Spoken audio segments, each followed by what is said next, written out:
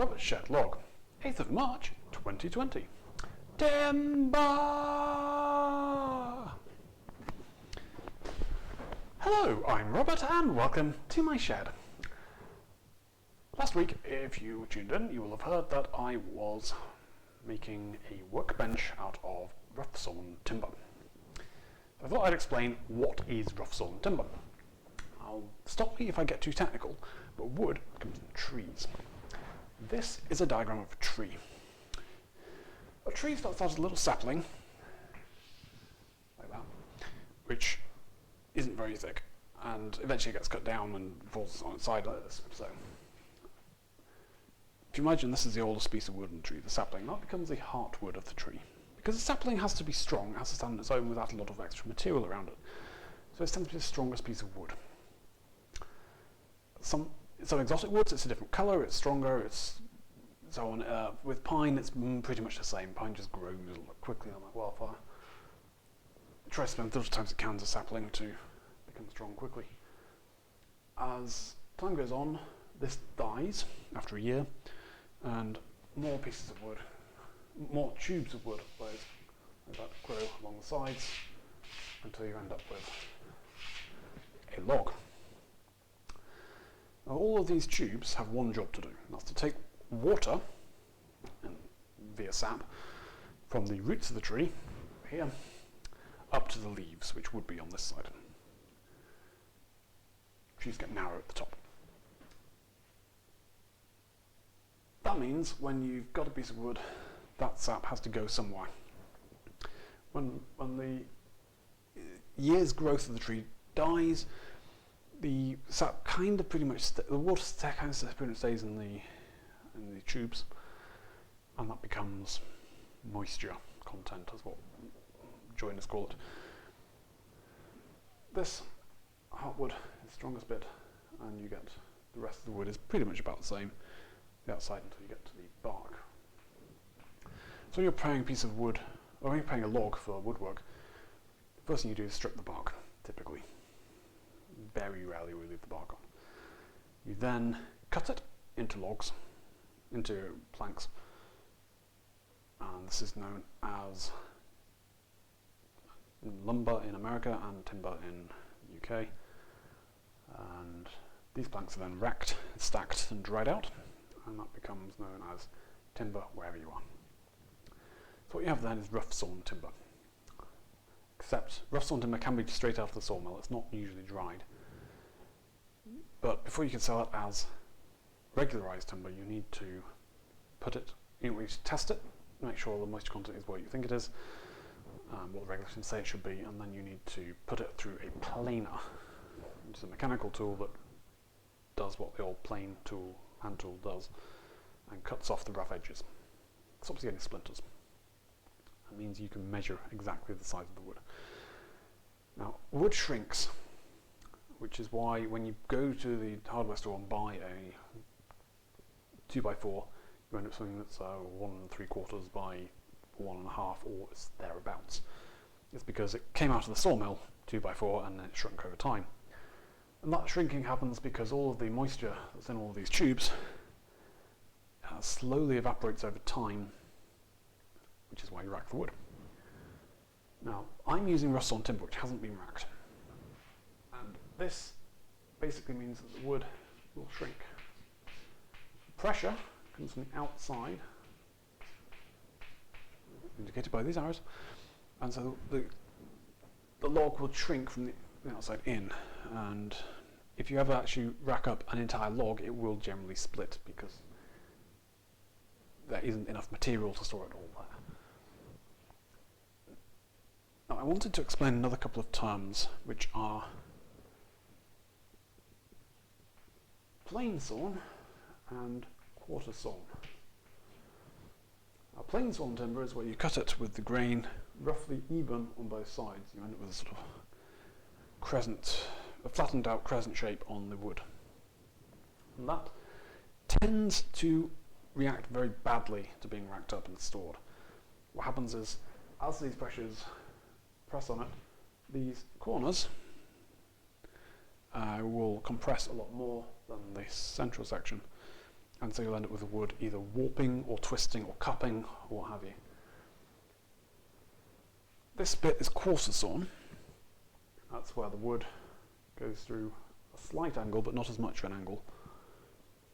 And you'll find that most of the compression is along the diagonal of the wood, which is where the wood is strongest, and it stops it from compressing quite as much, or failing in various different ways as it does compress.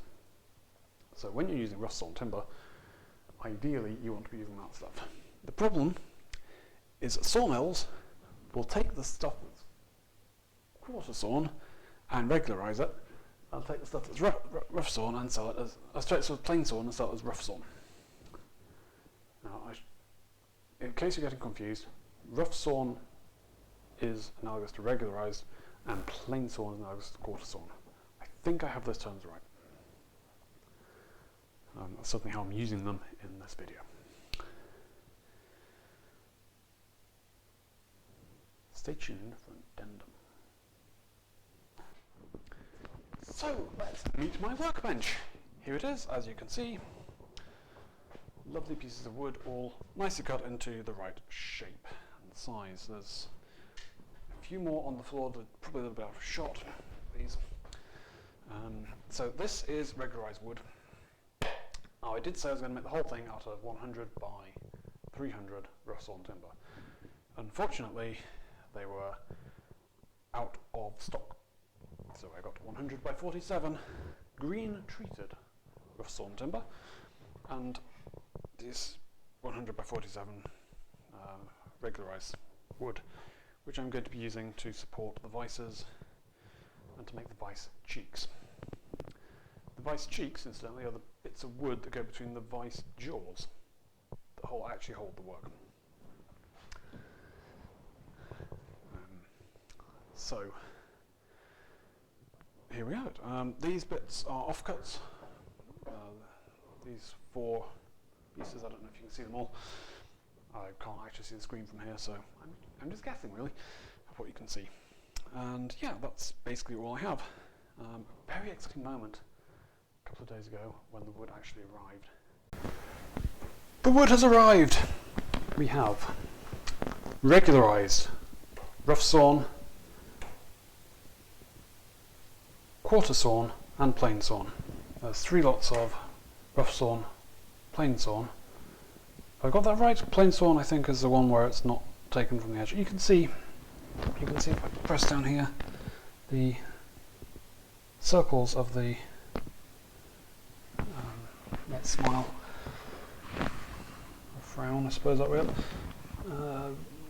The grain is really, really rough there, so it's almost at the core of the wood, which means it will be very strong, but it will also cup a lot. So I reckon these are going to be best for front to back pieces, whereas this piece cups less is going to be better off for the supports of the bench top, because the weight of the bench top will hold it in position, stop it cupping a little bit. It's going to be this tall. So I cut the legs at 1 meter high. That's 4 of them. So that plus 400 is going to make it here. It's going to be a nice comfortable height for me, because I'm 6'3" or something. And yeah, I spent the day cutting these to length with my circular saw, my miter saw. Basically, the miter saw cut this much, and I had to do that last corner with a hacksaw, but thankfully that worked okay. I should really strictly have used a tenon saw for cutting across the grain, but I've misplaced my tenon saw temporarily, so I've used a junior hacksaw because that gives them a lot of precision and it will cut through wood quite happily. So quick addendum just to set the record straight. This is plain sawn, this is quarter sawn. It's a different way of sorting out the cutting pattern. With quarter sawn you get more wood going across the grain, the edges, but you also get more wastage because these bits are basically useless. With plain sawn you just throw the wood through the mill over and over again. What I was talking about was this kind of cut here, where you have the grain going around the corner, which is better than the stuff with the grain doing this, in my opinion, in terms of how things are going to collapse. That's what I've been calling Quarter Sawn. That's what Quarter Sawn actually is. Just to clarify the terms in case you use them elsewhere. That's all for this week. Next week, we join some wood. Ta-ta!